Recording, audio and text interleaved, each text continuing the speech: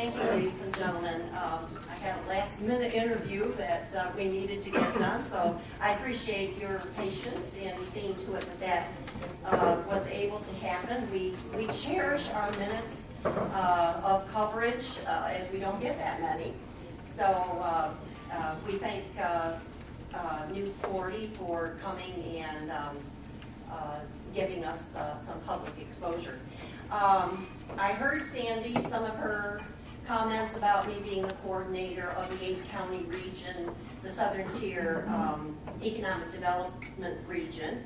And we have captains for each of the counties, and we have a conference call every Saturday morning, and we report on what our group has been doing. We have coordinators in at least 8 of the 10 regional council areas that the governor set up. And we're making some good progress. Our bottom line is to get our town supervisors and our legislators, Broome County and other county legislators, to pass resolutions that they will not allow sustainable development into our communities. And the reason for that is what we're going to talk about tonight. So I won't go into it any more than just that. Had just a couple of announcements, and we are having pizza and I guess soda and water tonight. It isn't free, so if you could drop a few bucks into the donation can over there, we would rejoice. We don't have any George Soros money going on here, so we wouldn't take it. So if you could help us out, that would be great. And we apologize for shifting you over here so quickly, but it turns out it was a double booked room and we were the ones moved out. So I'd like to know who's over there now, though, wouldn't you? Yeah, the IRS. Yes, maybe the IRS. So without further ado, I will try to get myself organized here, and we'll start with the program tonight. Am I blocking too much? Okay, actually, I need to move back where I can see my computer. There. Thanks. Keep an eye on this guy. Okay. Great. Okay. And pizza's out if anyone wants to grab it real quick before she starts her. Yeah, you're welcome to, move around quietly and get some pizza, get a drink, use the restroom, whatever. Don't have to raise your hand here. First of all, I'd like to thank everybody for attending. And hopefully there are some elected officials in the audience that have come to hear what this is about. And if not, it's going to become your job to help me and also Sandy Gumbel to spread the news to all of our towns in Tioga and in Broome County that sustainable development has come down the yellow brick road, and we need to keep our eyes on it. So, as she said, my name is Jane Stabela. I was an elementary school teacher for 31 years for Chenango Fork School District. Retired in 2000, subbed for 8 more years. Had enough of kids, worked for a jewelry store for 2 years, had enough of that, and finally really retired. And somehow got involved in this project of Agenda 21 Sustainable Development. And it's I call it kind of eating like potato chips. Once you get involved in this, you just can't stop reading and learning about it. It's a monstrous topic. I'm going to try to tell you about Agenda 21 in 21 slides and in 21 minutes. So I'm going to be flying. That means that we'll hold questions until the end, if that's okay with you. And with that, we'll just begin. One of my favorite founders, being Thomas Jefferson, said, "All tyranny needs to gain a foothold is for people of good conscience to remain silent." That struck a chord with me. And although retired, I knew I could not remain silent. I could not go to my grave without trying to do something to help my country. I was not fit for the battlefield, and I would gladly have served in the day and age that I could have. However, girls in the military were kind of frowned upon when I was a teenager. So I feel like I'm serving my country in doing this.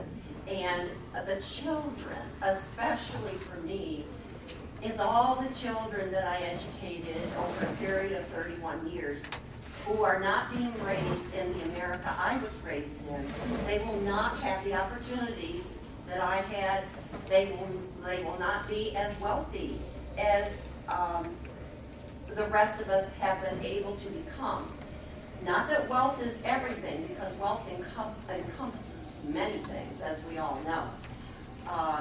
But the American dream is slipping away from us, and we all feel it. And some of us have wondered what on earth is happening to our country.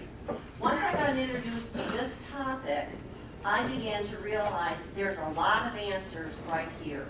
And so that's why I'm here, because I think now when you listen to the news and when you go back and read your newspapers, a lot of things will begin to make sense as to why some things are happening and why some things are not happening.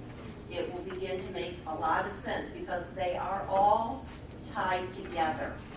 We are told we are conspiracy theorists, people with tinfoil hats on because we believe this.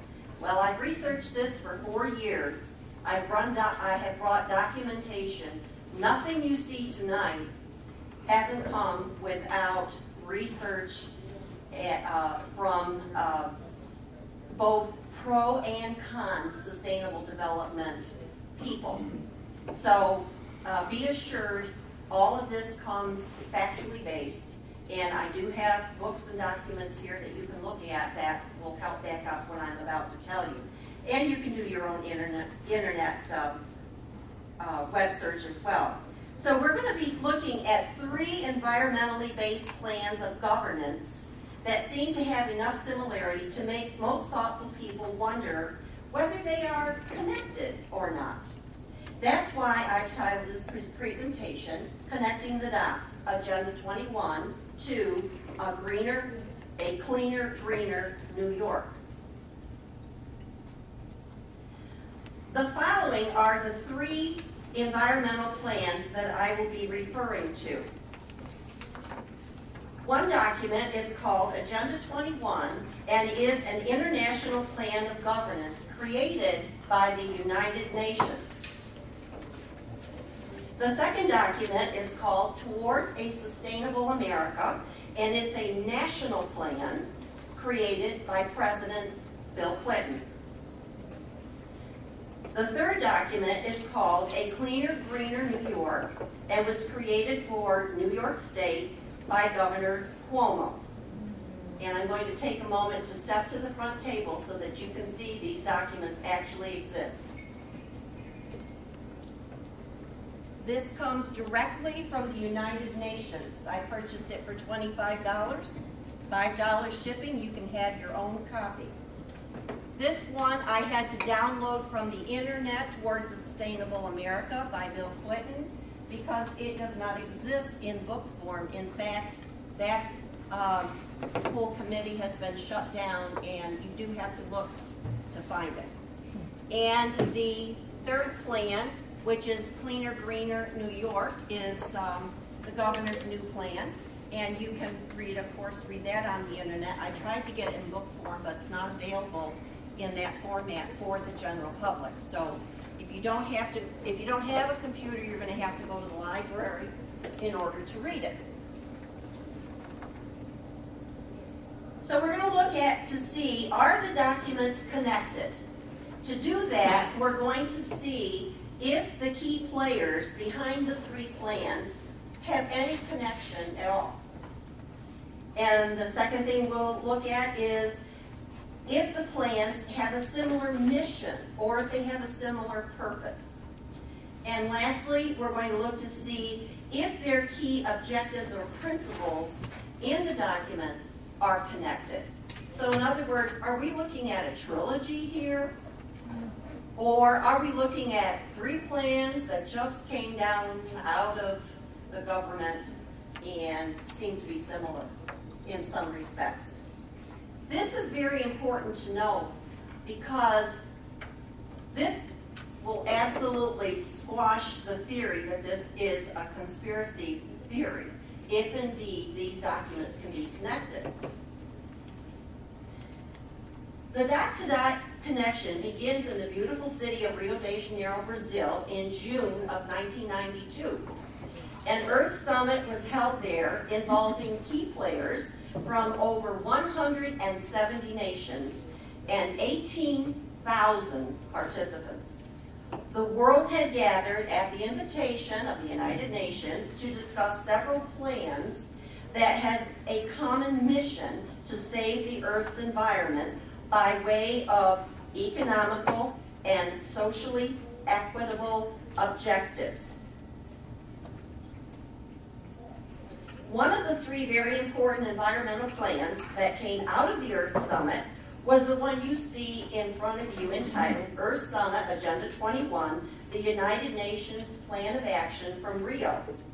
It contains 40 chapters of ideas on how to manage all aspects of human impact on the Earth by way of three principles: managing the environment, creating a green economy, and providing for social equity. This is often referred to as the 3 E's of sustainable development. Remember these 3 words: equity, economy, environment. So who was a key player in Rio? Well, it turns out that our representative that particular year was President George H.W. Bush.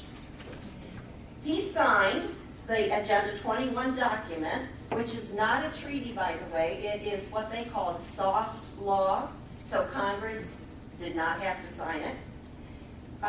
He signed the document along with most of the other leaders from around the world. However, President Bush did not get a chance to implement Agenda 21 because he lost the election of 1992 to another key player you will recognize as William Jefferson Clinton. Well, Agenda 21, not being a treaty, did not have to be signed, didn't have to have Senate approval, because it's considered soft law. So implementing Agenda 21 was no problem for President Clinton.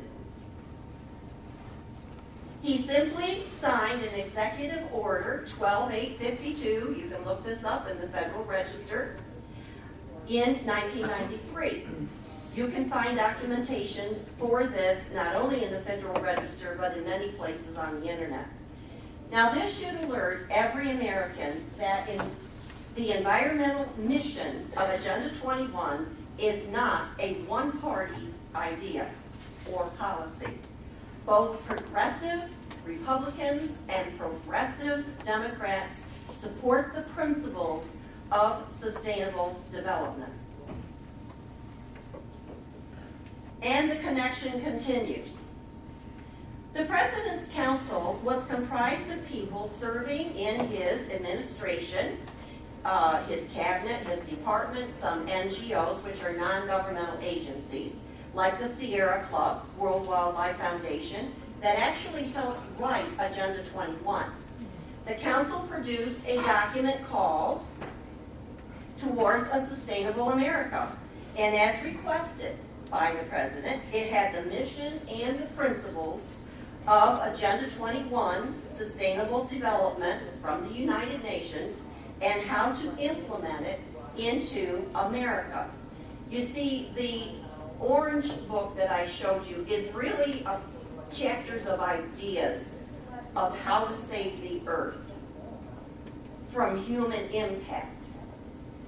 Well, nobody knew how to implement that legislatively, so each country was given the mission of coming up with their own document that would tell the states how they were to implement this legislatively.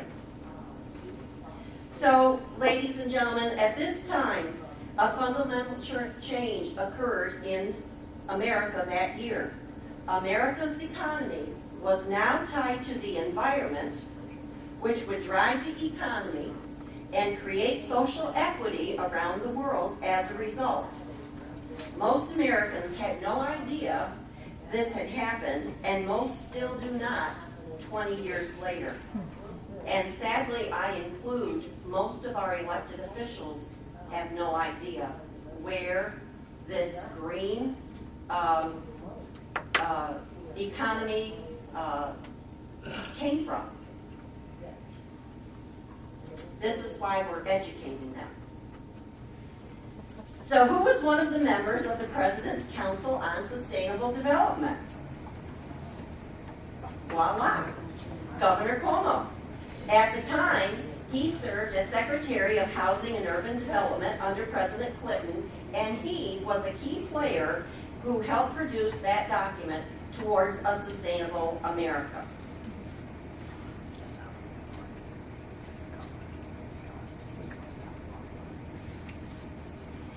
From there, you don't have to connect too many more dots before you can see how and why Governor Cuomo came up with his regional and economic sustainable development plans. Known to us as New York Works, a new operating model for New York State government, which set the 10 regional councils in motion for the state.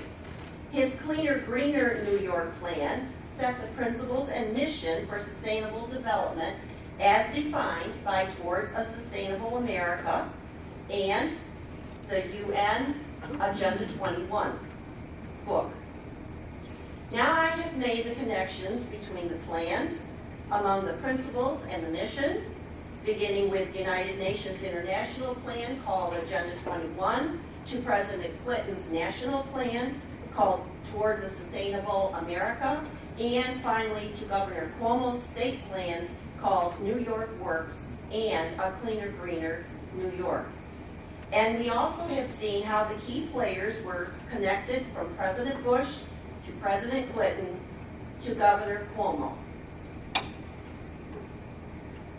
Next, we're going to look at some of the key principles from the three plans to see if they are connected as well. The examples that I am going to show you are the result of reading and studying those three documents and drawing out the commonalities that seem to occur among them. They are in no particular order and occur in at least two of the documents, if not all three. The first one we're going to talk about is they all focus on the environment being the driving force for social, economic, and social equity problems. In other words, all societal decisions must be based on environmental impact. They agree that the Earth's resources are being overconsumed and must be regulated because it's causing world poverty.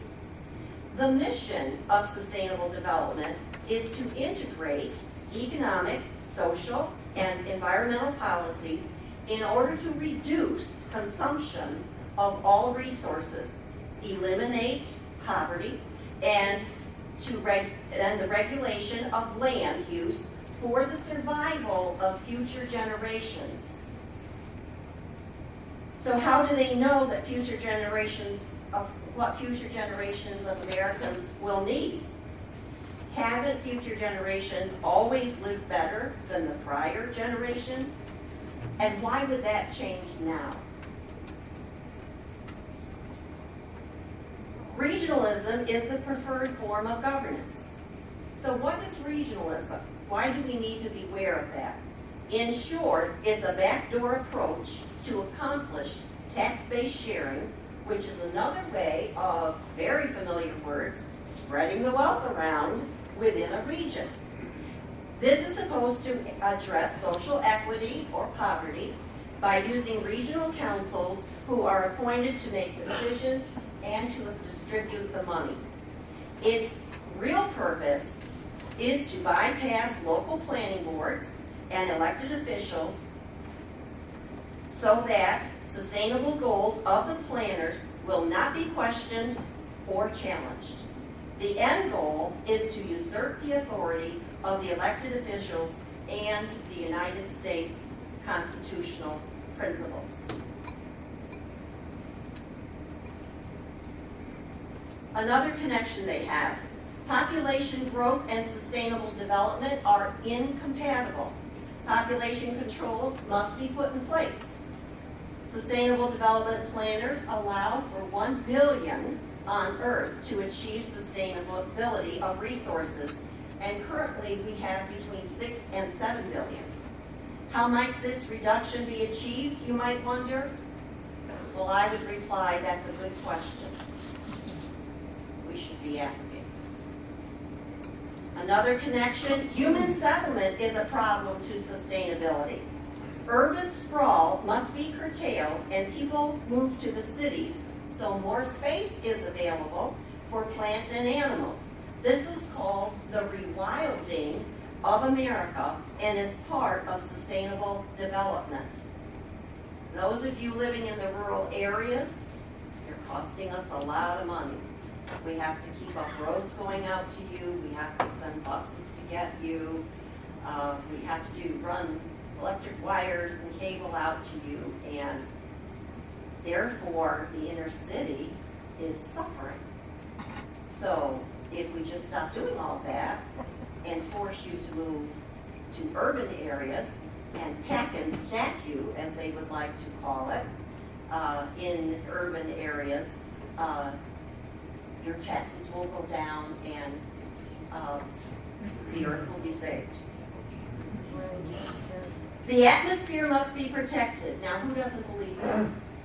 That's when we can all agree with. However, like in most of this, people, it's not the idea that's so bad. It's the way they're going about it that's so bad. Greenhouse gases must be lowered, so fossil fuels must be abandoned, and the amount used per person must be curtailed.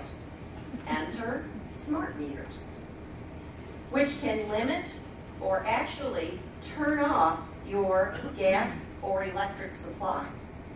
If you use more than you are allotted, you will have to buy carbon credits. Enter cap and trade. Americans will be forced to buy something they can't see, they can't hear, they can't smell, or taste, because they are over-consuming energy. So, here's your carbon credit. In addition, you should know that smart meters can be controlled. They will actually be able to control the temperature in your house. Number 7, land resources must be planned and regulated. Sustainable developers do not believe in private property ownership.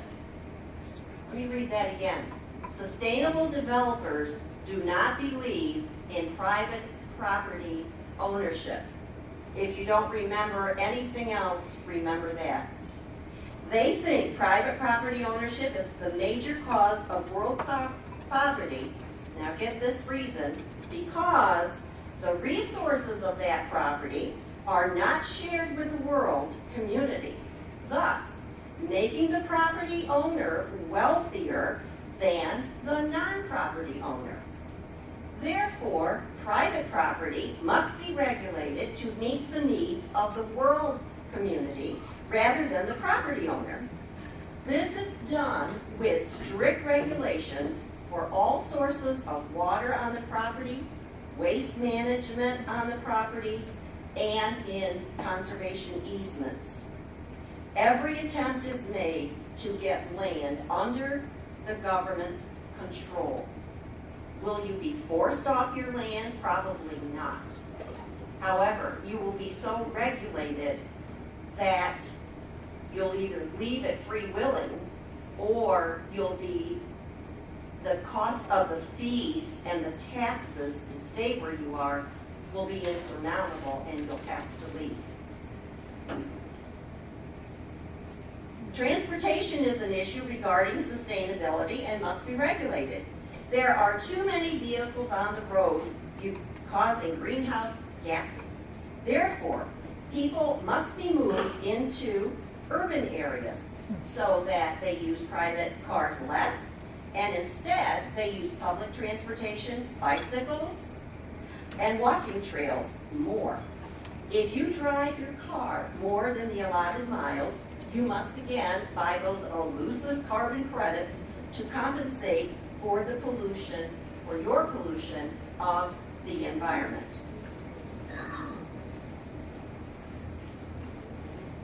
Number 9, all promote sustainable agriculture and rural development control. In fact, President Obama just passed June 22nd of 2011, his 86th executive order, which established the White House Rural Council. You can find this on the internet. And it seems to be right in line with Agenda 21. Essentially, the policy gives the government the necessary economic growth over everything that's grown on American soil. So, that's something that should raise a few eyebrows. He says, these communities supply our food, our fiber, and energy, and safeguard our natural resources, and are essential in the development of science and innovation. Those rural communities face numerous challenges. They also present enormous economic potential. The federal government has a role to play in order to expand access to the capital necessary for economic growth, promote innovation, improve access to health care and education, and expand outdoor recreational activities on public lands. Now, how those get all tied in together under government control, I'm really not sure. It's like Nancy Pelosi says, sometimes we just have to pass the bill and then find out what's in it. Number 10, there must be protection of the quality and supply of freshwater resources. Water means any kind of water on your land, including rainwater. For example, you're not allowed to collect rainwater in a barrel in Oregon because it belongs to the community and must be allowed to flow freely. Now, how many of you have heard about the Maryland governor who's going to tax the counties next to the Chesapeake Bay? You're going to tax the rain, yes. If it flows, they will find out how many square yards or acres you have that cover the ground, and when it rains, then you're going to get a fee because it can't sink into the ground where your garage and house and parking lot, place of business is. And we're the ones that are called the ones wearing tin hats. Number 11, all hazard waste must be regulated. That sounds like a good one. I'm thinking chemical waste, nuclear waste. Oh, they're thinking way beyond that.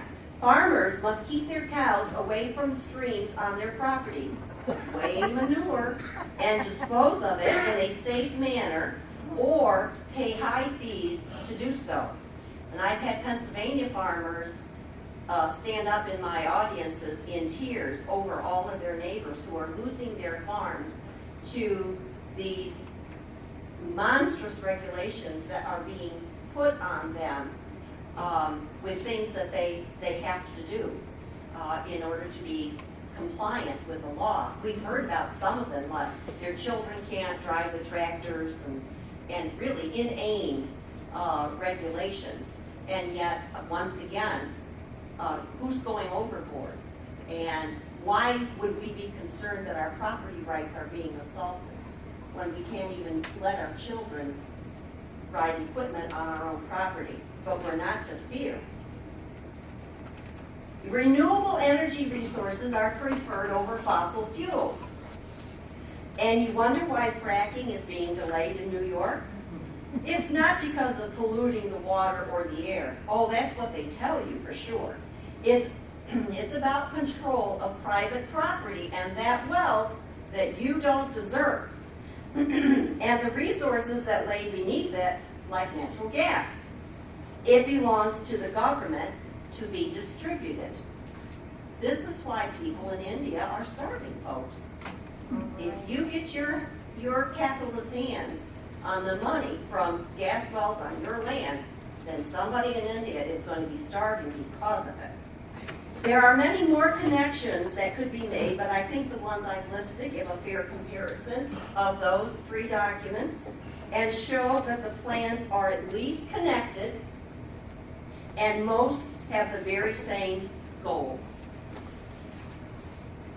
In my opinion, and in the opinion of the organization that I represent for Agenda 21, which is called New York State Freedom Coalition, it is our opinion and reasonable to say that the United Nations, through Agenda 21 and signed by President Bush, had a direct hand in the development and implementation of President Clinton's Towards a Sustainable America and Governor Cuomo's A Cleaner, Greener New York. And that they are beyond a reasonable doubt connected by both mission and principles. So what are the implications for elected officials? You might want to take some notes on this because here's what you can say to your elected officials. Governor Cuomo said he did not want to add another layer of government to implement his new model of doing business in New York. Instead, he created another layer of locally appointed people to do the work of locally elected officials. Some might call that layer a shadow government called regionalism, which I defined earlier for you. So what are the implications for elected officials? Well, here's one. National and local planners are implementing United Nations Agenda 21, Sustainable Development. If that's the second thing you remember from here, please let that be it. United national and local planners are implementing United Nations Agenda 21, Sustainable Development. This alone should bother you as an American citizen, and especially if you are an elected official, because you have sworn to uphold the Constitution of the United States over any foreign institution, and that includes the UN. That's worry enough right there. Projects are being financed with grant money and taxpayer money and come with strings attached. Oh, good old NYSERDA. You heard of NYSERDA? They're just around every community now offering you all kinds of free workshops on how to make your home more energy efficient, which is good. We're not against that at all. But there are so many strings attached to it. A major funding source is NYSERDA. It gets its money from tax attached to our utility bill. Did you know that? This is a taxpayer money, and yet you have little to no say about how it will be distributed. It's the unappointed officials and the regional councils who get to decide that. Neither you, nor I, nor any elected officials have any say over the way the regional council operates. Number 3, elected officials cannot stop or change projects once money has been accepted. This is what we call the golden hammer. They will give you the gold, but they will hammer you with the regulations about how the project is to be done, where it's to be done, what's to be used, who's to do it, and they will never back away from ownership of that project. Right now, in Westchester County, New York, there is a big fight and lawsuit going on because HUD gave the county money to build public housing.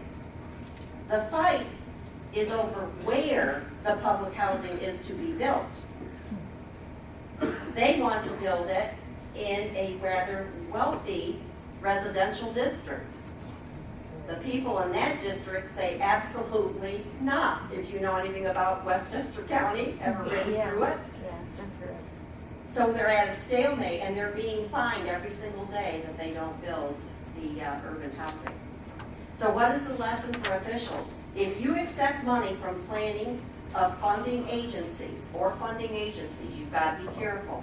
Be prepared to do exactly what they say to do or suffer the consequences. Just ask the supervisor of Westchester County. And there's another problem with the Tappan Zee Bridge, which is also having to do with Agenda 21. So be sure to look into that as well.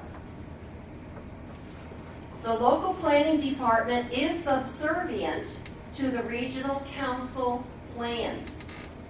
So what has happened? The local planning department is now subservient to the regional council or regional planners. In order to get money, elected officials and local planning boards must step aside and do exactly what the regional planners want done. Sorry, I forgot to click that.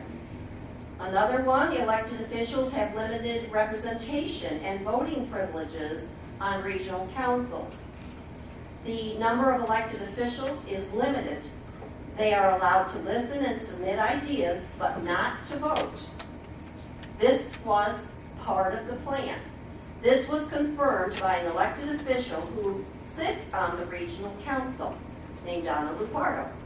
It may change in the future, however. When I questioned her during the election season this past fall, I said, does that bother you at all? And well, yeah, we really don't like that. And I says, well, as a citizen, it bothers me a whole lot, because you I can fire, you I can call up, you I can email about projects and where money's going. But I don't know the president of SUNY Binghamton, who's on it now, and the former president of Cornell, and the guy out in Corning. I don't think they're going to take my phone call, where you have to. You begin to see the danger in regional councils.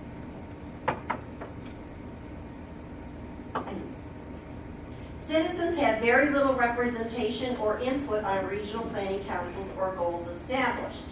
Now, this is what we call deceptive representation implemented by using false choices.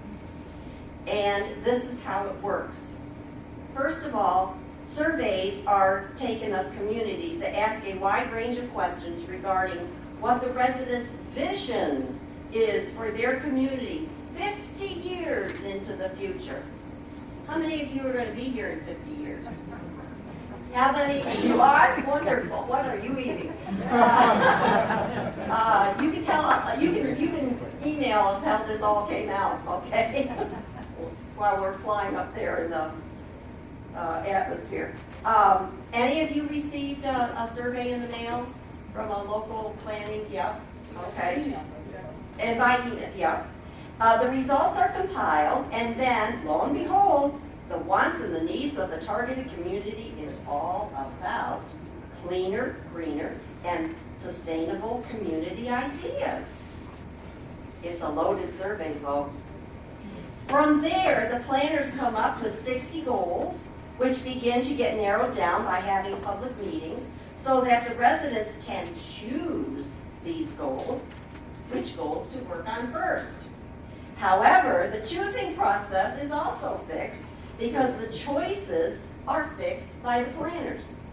Residents get to choose only goals that support sustainable development. Everything considered not sustainable from the community survey has been eliminated. I attended 2 of these planning meetings myself. Most of the people who attended were the planners and their supporters. Very few actually represented the community.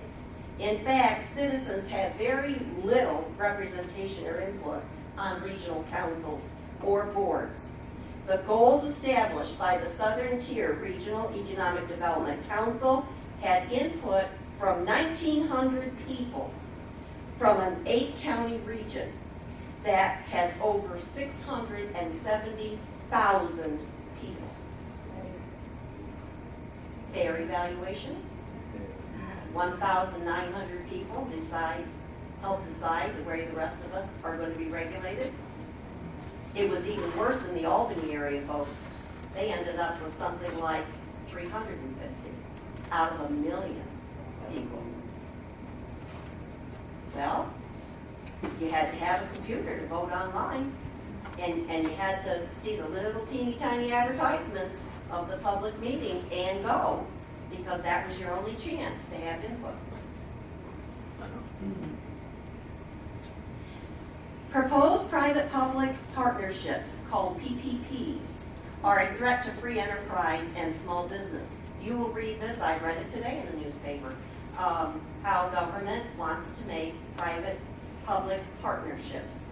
Using private-public partnerships that replaces the free market system, the government will decide which businesses will be granted licenses and loans, making the government the judge and the jury over winners and losers, according to their willingness to run the business by sustainable mandates. Do we really want to change our free enterprise system that brought us from plowing fields with horses in 1776 to landing a man on the moon 200 years later? We didn't get where we are, folks, by being wrong or being under government control.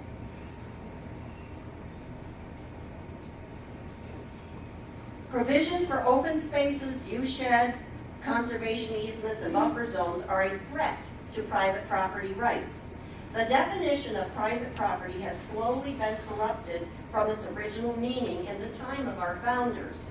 They knew that private property ownership was the key to wealth for all individuals. Think of the days of the kings and the queens and the serfs. Who owned the land? Who worked the land? America had a new idea. Anybody could own land. Ooh, novel thought. They knew that private property ownership was the key to wealth for all individuals. They said when you acquire property, you own from the surface to the center of the earth, thereby giving you all mineral rights. You have the right to do anything you want on or under your property. Now, zoning laws and the advent of sustainability is swallowing up the rights of property owners at an alarming rate. The fight over fracking is a property rights issue we are wrestling with currently in New York State. So, what can elected officials do? You can study Agenda 21, Cleaner, Greener New York, and your local plan. You should consider a resolution to stop Agenda 21 and sustainable development. Right now in Broome County, we have what I'll call 2.5 resolutions. We have a resolution stopping sustainable development in the town of Barker, and we just got one in the town of Conklin. I believe it was the town of Lisle that said they had already written one when the plan came out, and they were not going to be allowing sustainable development in their community. Number 3, you should research what other towns and counties and states have done to be free of UN control. There are states, such as Alabama, that have outlawed sustainable development from all levels of government within the state. Mississippi is another one. Tennessee is in the process. So is Oklahoma. So is Arizona. There are cities and towns and counties in various states throughout the union that are waking up to what this is. And they're fighting back. You can prepare a property rights statement planners must sign before accepting any money. I have 2 different property rights proposals that can be considered for using that are guidelines that you can hand to your town board and say, you know, if you're doing planning, if you're rewriting our plan or updating our plan, I'd like you to sign this property rights document saying that you will not usurp any property rights of the property owners, any rights of the property owners in our town in your plans. And if they are sustainable development planners, they will not sign because they know their regulations in order to make the world safe from mankind and available for future generations. They've got to regulate us. We are overusing, folks. We overproduce, we overconsume. We are too wealthy. All of this must come to a screeching halt.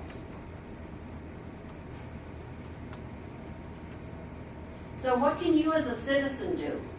The following suggestions are for citizens who would like to help stop Agenda 21. Well, you must become familiar with the principles of Agenda 21 yourself and your regional economic development plan. You must educate your family, your friends, your neighbors, and elected officials about Agenda 21, and that's what Sandy and I are doing, along with the other people in our group around the state. You must attend public planning sessions for the county and the township in which you live. You can flyer your neighborhood with information. This has been one of the most economical and reliable ways to get information to a neighborhood as reported by national activists, people, and groups. It's the cheapest way to do it. Many newspapers will deliberately change meeting places, dates, and times to keep your message from getting out. They won't include it at all. This is going on around the country. There's a wonderful book out called Behind the Green Mask by Rosa Quire. She's a California activist. She's a Democrat. And she has been leading the fight up against this for over 10 years. She knows the ins and outs of how this is done. You can put a sign in your yard. You can put a bumper sticker on your car. That's what I have. Democrats against Agenda 21. I wouldn't dare to put Republicans against it. I get my car key or stolen. So I sent for one of Rosa's car stickers, and that's what I have on my car. You can volunteer to get the word out in your county by presenting to elected officials and at public meetings. And you can talk to Sandy and me about what can you do even to help us get the message out in Broome County and Tioga County. But what you cannot do is nothing. There is something for everyone to do. You may not be able to stand up and speak like this. You may be afraid to go to your town supervisor. You may live next door to your town supervisor and have his or her ear. You do what you can where you are. We have to save the Constitution, representative government, private property rights for future generations. We don't have to consume less. We don't have to be scared that the sky is falling, as Mr. Gore would like us to believe. We don't have to be concerned about any of that. The earth hasn't warmed in 16 years, folks. There's more polar bears than ever. The ice caps are getting bigger. The spotted owl population is growing.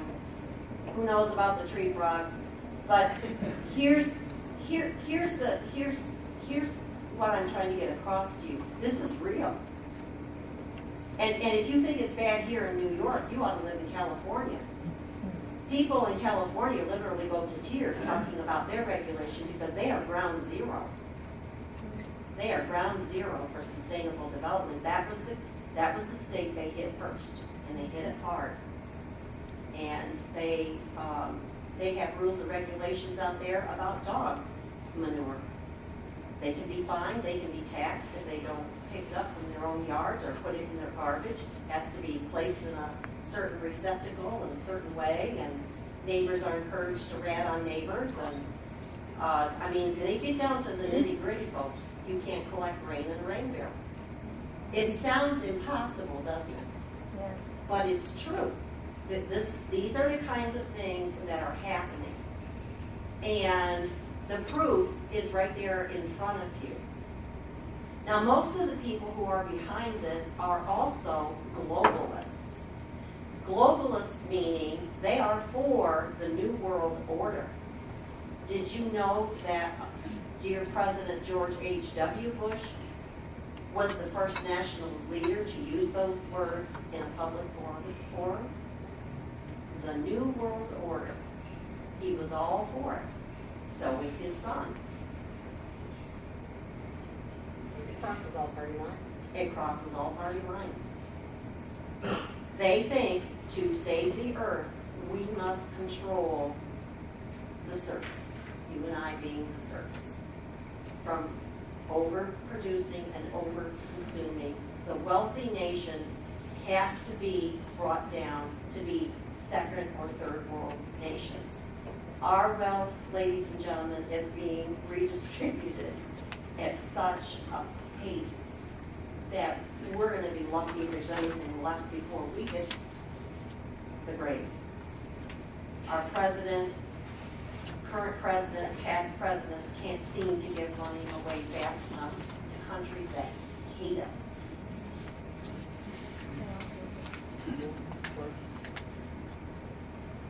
They shut down our space program. We now have to fly with the Russians. Yeah, I was gonna say, we give it to Russia.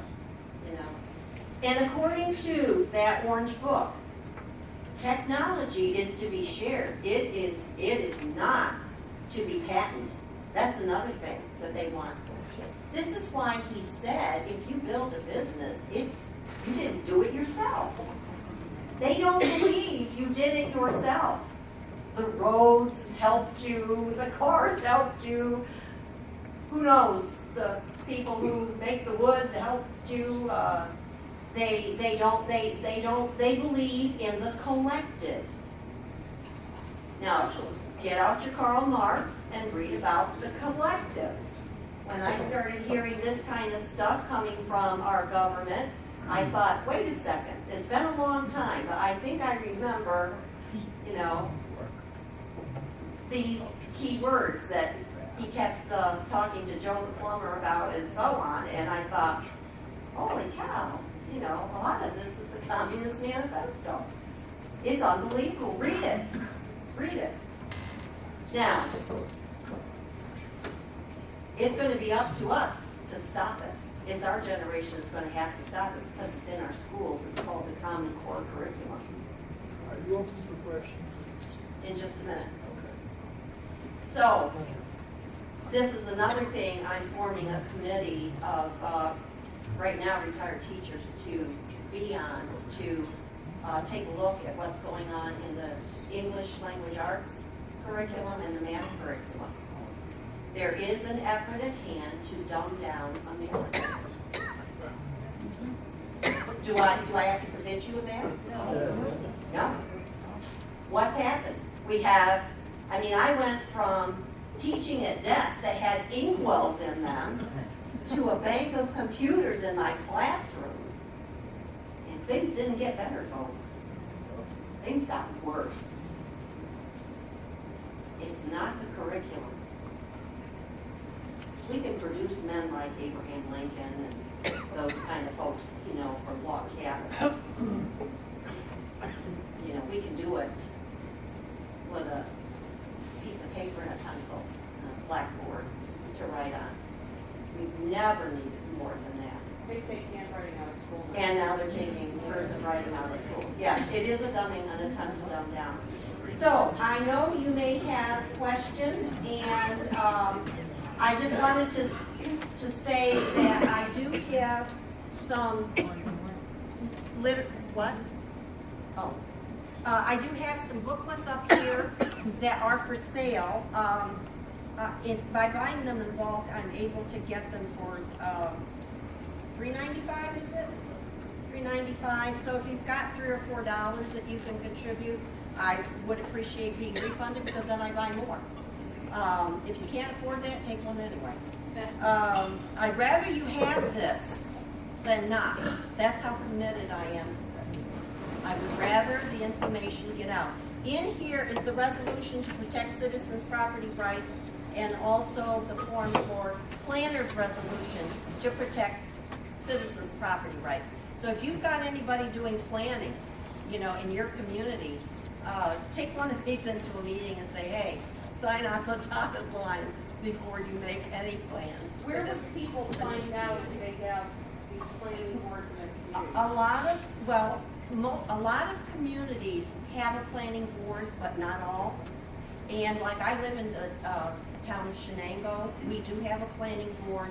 They are updating our planning board. And this is where the professional planners like to get in because they'll say, we'll do it for you. This is going to cost $100,000 and it won't cost you a cent. But that's the golden hammer. You will do what we plan. You sign on the dotted line for us to do the planning, you will do exactly what we plan for your community. And there's no backing out of it. And I have just about gotten on my knees to Debbie Preston and asked her what in the world is going on in the Broome County Legislature with her signing the sustainability pledge.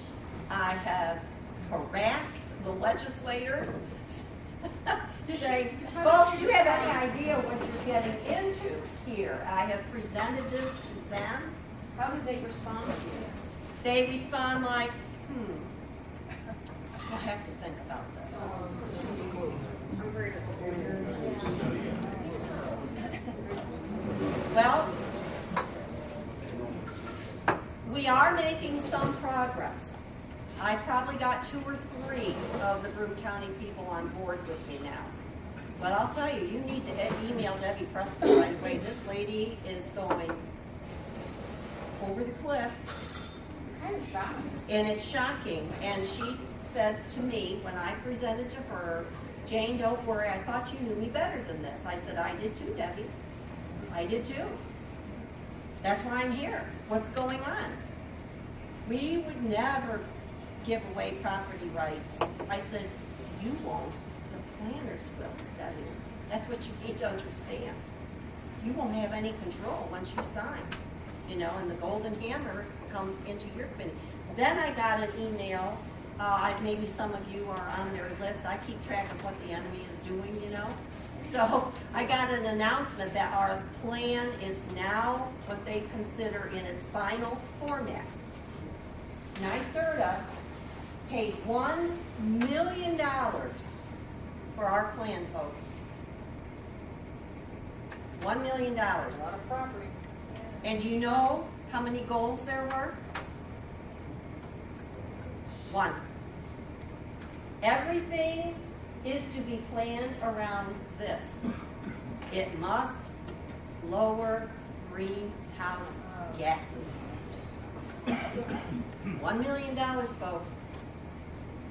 That's the important thing to the planners and apparently to our elected officials, unless we rise up and say, no, you are elected officials. Why can't NYSERDA give you the money?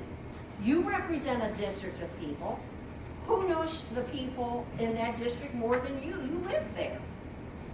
You know, the Cornell guy does not live there. You know, why are you usurping our elected officials? Well, I can tell you why. There's a 24, 25 page, I guess you'd call it a white paper, written by a lady named Lisa Alexander out of the law school at the University of Wisconsin, and she explains why we must move from representative districts to regions. By the way, region has another name to it. In Russia, they call it Soviets. Remember your study of the Russian economy, the 5-year plan, the collective farming? That's what we're moving towards, folks. Mark my words. She says in this, you know, it'll make your eyes bleed when you read it. The reason we can't use elected officials anymore for this is because, number one, they're too white, they're too male, they're too rich, they're property owners, they don't listen to minorities. In fact, they discriminate against minorities. If they allow a minority on the board or to be listened to, it's just a token. And the process is much too slow, and that's really the bottom line. Well, you know, our republic was made to be messy, folks. Our founders designed it that way. They locked it up horizontally and vertically so that congressmen would have to struggle passing things and changing things. They did that deliberately for our protection. Too slow for the regionalists. Go to regional councils. Now let me tell you what regional councils go to. The next thing they will be asking for is more power and more money. And our assemblyman, what's his name? I always have these brain freezes. Clifford Crouch assured me it was already happening. Right now, they're just distributing what they call grant money.